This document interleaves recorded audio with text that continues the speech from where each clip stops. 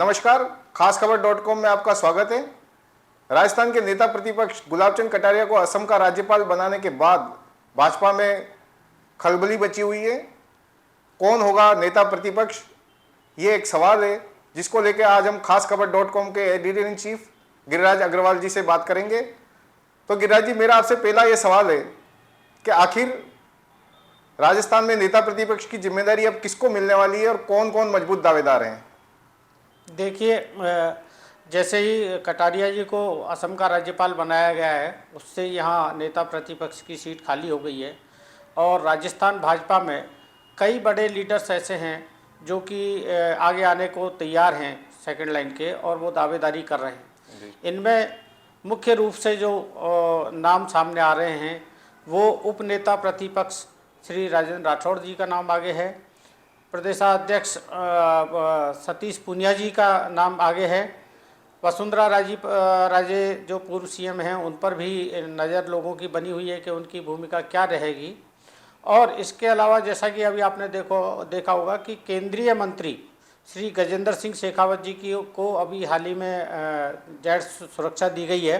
तो वो जेड सुरक्षा को देखते हुए भी एक कयास लगाए जा रहे हैं कि भाजपा नेतृत्व उन्हें भी आगे कर सकता है। हालांकि वो अभी केंद्रीय मंत्री हैं, नेता प्रतिपक्ष बन नहीं सकते, क्योंकि वो यहाँ विधानसभा का जो सदस्य है, जो विधायक, वही नेता प्रतिपक्ष बन सकता है, लेकिन उन्हें भी कोई बड़ी जिम्मेदारी दी जा सकती है। तो जैसा सर कटारिया जी को राज्यपाल बना के भाजपा ने एकदम चौंका दिया है, क्या नेता प्रतिपक्ष पर भी किसी चौंकाने वाले नाम आ सकता है?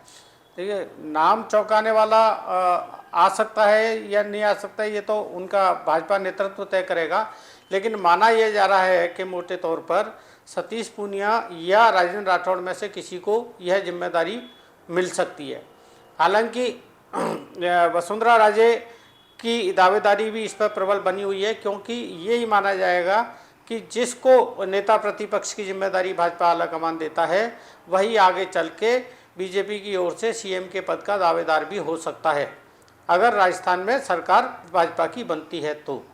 लेकिन जैसा कि आपने देखा कि ये जो भाजपा संगठन में बदलाव की तैयारी है, विधानसभा चुनाव को देखते हुए बदलाव किए जाएंगे, तो अभी राजस्थान भाजपा में और बदलाव की संभावना है, क्योंकि अभी तक प्रदेश अध्यक्ष को जो है सतीश पूनिया जी, उनको एक्सटेंशन नहीं मिला है, जबकि केंद्रीय अध्यक्ष जो हैं पार्टी के जेपी नड्डा जी को एक्सटेंशन दिया जा चुका है। तो अभी ये माना जा सकता है कि संगठन में और भी बदलाव हो सकते हैं। तो सर, मेरा सवाल नेतृत्व को लेकर ही है। जैसे आला कमान ने कटारिया जी को राज्यपाल बना के अचानक चौंका दिया है लोगों को, क्या इसी प्रकार भाजपा संगठन में भी कोई बड़ा फेरबदल होने की उम्मीद है? अभी फेरबदल की जैसे कि अभी हमने चर्चा की, मैंने बताया कि भाजपा संगठन में फेरबदल होने की पूरी संभावना है, क्योंकि अभी लोगों की नज़र, भाजपा के कार्यकर्ताओं की और प्रदेश की जनता की नज़र इस बात पर है कि अगले चुनाव में, जो अब इसी साल होने वाले हैं विधानसभा के चुनाव, उसमें पूर्व मुख्यमंत्री वसुंधरा राजे की भूमिका क्या रहती है, क्योंकि वो एक जनप्रिय लोकप्रिय नेता हैं, उनकी ग्राउंड पे काफ़ी मजबूत पकड़ है। और जैसा कि गुलाबचंद कटारिया जी भी पहले ये संकेत दे चुके हैं अपने बयान में कि उनकी भूमिका पहले भी रही है और आगे भी उनकी महत्वपूर्ण भूमिका रहेगी। तो अभी लोगों की नज़र इस बात पर है कि वसुंधरा राजे की भूमिका अगले चुनाव में क्या रह पाती है। जैसा कि पार्टी की एक गाइडलाइन है, इसमें यह है, पार्टी की एक पुरानी गाइडलाइन है कि 75 साल से ऊपर के जो भी लीडर्स हैं उनको सक्रिय राजनीति से अलग करके राज्यपाल या अन्य कोई जिम्मेदारियां दे करके सक्रिय राजनीति से अलग किया जाए और नए नेतृत्व को आगे लाया जाए, क्योंकि प्रधानमंत्री नरेंद्र मोदी और गृह मंत्री अमित शाह जी की जो नज़र है वो 2024 के लोकसभा चुनाव पर है। तो 2024 के जो लोकसभा चुनाव हैं उनकी तैयारियों के तहत हो सकता है कि राजस्थान में नए नेतृत्व को, नई युवा पीढ़ी को आगे लाया जाएगा और आगे ला कर के जो है 2024 के चुनाव की तैयारियां की जाएंगी। तो सर, भाजपा संगठन में नए चेहरे कौन कौन हो सकते हैं? जैसे कि आपका ये सवाल है, नए चेहरों के रूप में जो चर्चाएं चल रही हैं उसमें जैसे लोकसभा अध्यक्ष हैं ओम बिरला जी का भी नाम सामने आ रहा है कि उन्हें भी को आगे लाया जा सकता है।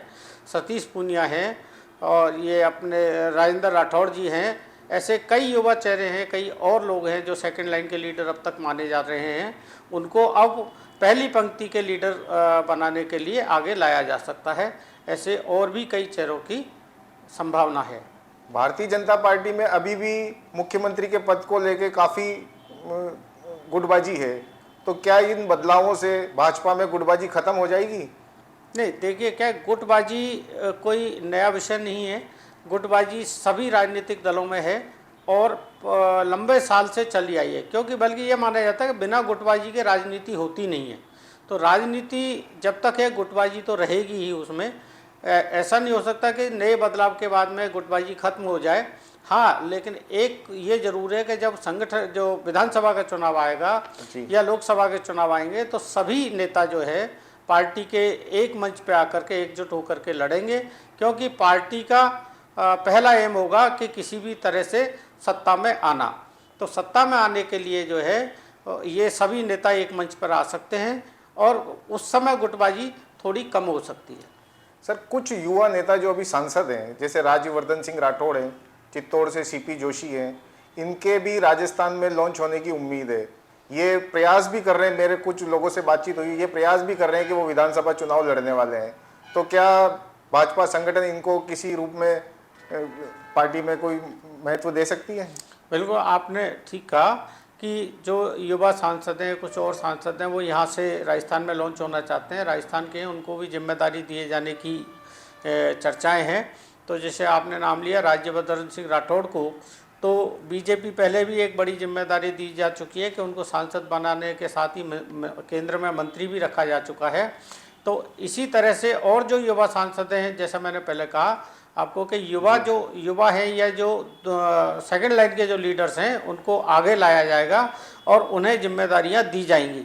हो सकता है संगठनात्मक जिम्मेदारी अभी ना मिले, लेकिन चुनाव लड़ने की जिम्मेदारी उन्हें दी जा सकती है और अगर पार्टी सत्ता में आती है तो उन्हें मंत्री बना करके भी आगे लाया जा सकता है। गिरिराज जी, भाजपा में पूर्व मुख्यमंत्री वसुंधरा राजे सबसे बड़ा फैक्टर हैं, तो वसुंधरा राजे की पार्टी में और चुनाव में क्या भूमिका रहेगी, आप क्या सोचते हैं? देखिए, इस पे अभी जैसा मैंने बताया कि पूर्व मुख्यमंत्री वसुंधरा राजे का एक अपना कद है, उनकी राजस्थान में काफ़ी लोकप्रियता है उनकी, और 2 बार वो यहाँ की मुख्यमंत्री रह चुकी हैं राजस्थान की, तो उनके पास अनुभव भी अच्छा है। लेकिन अभी मुझे लगता नहीं कि बीजेपी वसुंधरा राजे को सक्रिय राजनीति से दूर रखने का फैसला कर पाएगी। तो हो सकता है इस चुनाव में और एक बार पार्टी उन्हें मौका देने का प्रयास करे। तो खासखबर.com के लिए खास पेशकश में बस इतना ही। आप हमारे YouTube चैनल को सब्सक्राइब करते रहें और खबरों को अधिक विस्तार से जानने के लिए खासखबर.com वेबसाइट को लॉग ऑन करें।